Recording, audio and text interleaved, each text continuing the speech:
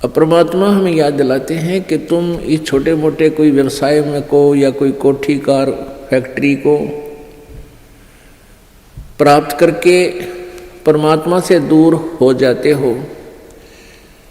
उसके लिए बताते हैं कि कबीर जीना थोड़ा, बहुत ही कम समय है ये,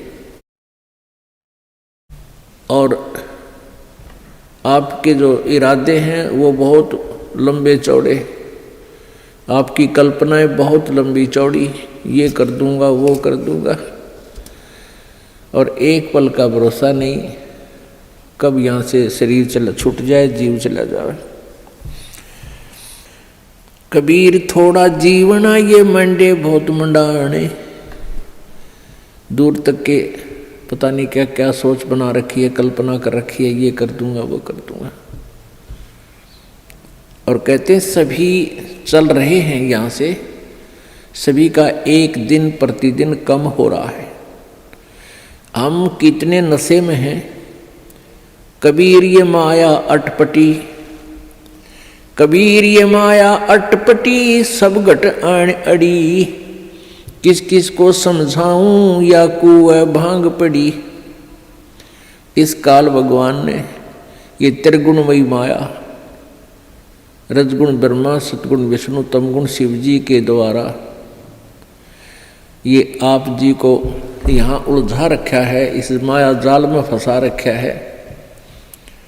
ब्रह्मा जी की रजोगुण माया के आधार से आप जी संतानों उत्पत्ति करते हो, यहाँ के ठाठ बाट की चाह करते हो, और विष्णु जी के सतोगुण की माया के प्रभाव से आप जी यहाँ एक दूसरे में ममता मोह के माध्यम से जुड़े हुए हो, जकड़े हुए हो। तो पर आप जी के हमारे ऊपर इतना जबरदस्त दबाव है कि हमें कुछ भी दूर तक का सूझता नहीं, हमें होश नहीं है। इस त्रिगुणमयी माया की भांग का नशा हमारे ऊपर इतना प्रभावित है कि हमें अपनी मौत दिखाई नहीं देती। परमात्मा याद दिलाते हैं जैसे कोली रेजा बुने और बुनते आवे ओड़े, ऐसे लेखा तेरे जीवन का कुछ दौड़ सके तो दौड़े। जिस प्रकार पहले, आजकल तो फैक्ट्रियां बन गई, ये मशीन ऐसी आ गई जो कपड़े फटाफट बुन देती हैं। पहले हाथ से कपड़ा बुना करते थे, लंबे लंबे धागे बांध लिया करते थे, उसको खड्डी बोलते थे, और पतला सा धागा होता है, उस धागे को उन धागों में से हाथ से निकाला करते थे, एक मैनुअली हैंडल करके एक हाथ से ऐसे एक नली सी होती थी, उसके अंदर से निकाल देते, एक एक धागा ऊपर नीचे करके, फिर दूसरा धागा ऐसे लाते थे, फिर ऐसे लाते थे, फिर ऐसे लाते थे, और इतने पतला धागा होता है और इतना लंबा उसका थान बोलते थे। एक बहुत लंबा थान लगभग 50-60 फुट का वो तैयार हो जाता है। यानी उस पतले से धागे से बार बार ऐसे चलने से वो अंत आ जाता है, वो कब थान इतना लंबा पूरा हो जाता है, उसका एंड हो जाता है। इसी प्रकार आप जी का जो जीवन है, ये प्रतिदिन एक धागा आपका इसमें प्रवेश हो रहा है, और एक दिन वो भी आएगा जिस दिन आपके जीवन का उत्थान कंप्लीट होगा। कहते हैं हम प्रतिदिन एक कदम अपने मौत रूपी अजगर की तरफ बढ़ रहे हैं, और वो हमें खाएगा और हमें डर नहीं। तो ऐसी हालत नशे वाले प्राणी की होती है, वो चाहे शेर के जा चिपके और वो सांप भी पकड़ ले, क्योंकि उसमें नशा है, उसको पता ही नहीं तू कर क्या रहा। तो इस नशे को कैसे हटाया जाएगा? ये सत्संग रूपी एंटीबायोटिक कैप्सूल खा के, फिर इनसे आपका जो त्रिगुणमयी माया के द्वारा प्रभाव आपके ऊपर हुआ है वो खत्म हो जाएगा, वो नाम मात्र सा रह जाएगा। और धीरे धीरे आप अपने भविष्य की चिंता करने लगोगे। मौत बिसारी बावले अचरज किया कोने, तन माटी में मिल जाएगा जो आटे में लौने। परमात्मा कहते हैं तो मौत भूल गया, तने कितना बड़ा आश्चर्य कर रखा है। एक बार यक्ष ने युधिष्ठिर जी से प्रश्न किया था कि इस संसार में सबसे बड़ा आश्चर्य क्या है।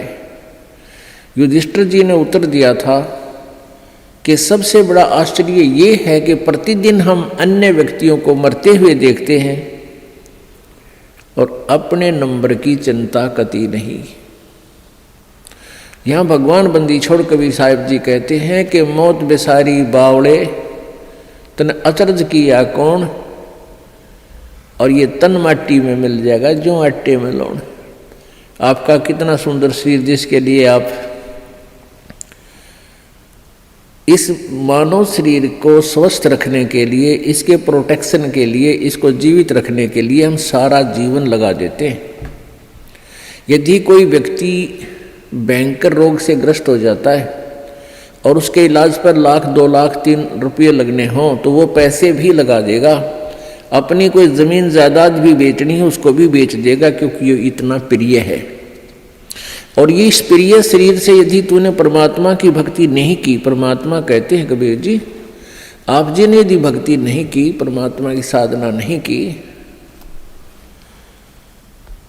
तो आप जी का ये शरीर, इसका नाम और निशान नहीं मिलेगा। ये ऐसे मिल जाएगा पृथ्वी में जैसे आटे में नमक, दृष्टिगोचर नहीं होता। एक दिन ऐसा होएगा सबसे पड़े बिछो, राजा नैना रंक सब सावधान क्यों न हो। एक दिन ऐसा होगा आप जी को यहाँ सबको छोड़कर जाना पड़ेगा। ना आपका बेटा साथ चले, ना बेटी साथ चले, ना कार साथ चले, ना कोठी साथ चले। एक दिन ऐसा होगा सबसे पड़े बिछो। इसलिए परमात्मा कहते हैं राजा राणा रंग सब सावधान क्यों ना हो, यानी सावधान हो, सतर्क हो, डरो परमात्मा से और उस मौत से आने वाले उस दिन को याद रखो। फिर बुराई नहीं कर सकते आप पाप नहीं कर सकते, आप भगवान की भक्ति को नागा नहीं कर सकते जब आपको मौत याद रहेगी। हमने सबसे पहले उसी वस्तु को भूला जो सदा याद रखनी चाहिए थी। कौन कौन सी? एक तो परमात्मा और दूसरे मृत्यु। उजड़ खेड़े ठीकरी ये गड़गड़ गए कुमारे, वो रावण श्रीखे चले गए वही लंका के सरदार। आप देखते हो जगह जगह कोई नगर उजड़ गया, उसको खेड़ा बोलते हैं। जो कोई गांव कहते हैं, गांव खराब गर्क हो गया था तो वहाँ छोटी छोटी ईंटें, बर्तन फूटे हुए मिट्टी के, उनके ठीकरे वो नजर आते हैं। तो परमात्मा याद दिलाते हैं कि ये उजड़ खेड़े ठीकरी, और वह भी आपकी तरह ठाठ से रहा करते थे, भगवान भूल गए थे। और गड़गड़ गए कुम्हार, रावण जैसे चले गए वो लंका के सरदार, आपकी तो औकात क्या है। ऊंचा दिखे धौलहरा ये मंडी चीती पोले, एक हरि के नाम बिना ये जम्मा रहेगा रोल। कहते हैं आप जी को ये काल आपकी रोल मार रहा है। रोल मारना आपको मूर्ख बना रहा है। अब बहुत बड़ा आलीशान कोठी बना ली, उसका खूब संगे मरमर ला दिया, उसके बढ़िया बढ़िया पत्थर लगा दिए, और इसने देख देख कर तू भगवान को भूल गया। ऊंचा दिखे धौलरा और मंडी चीती पोले।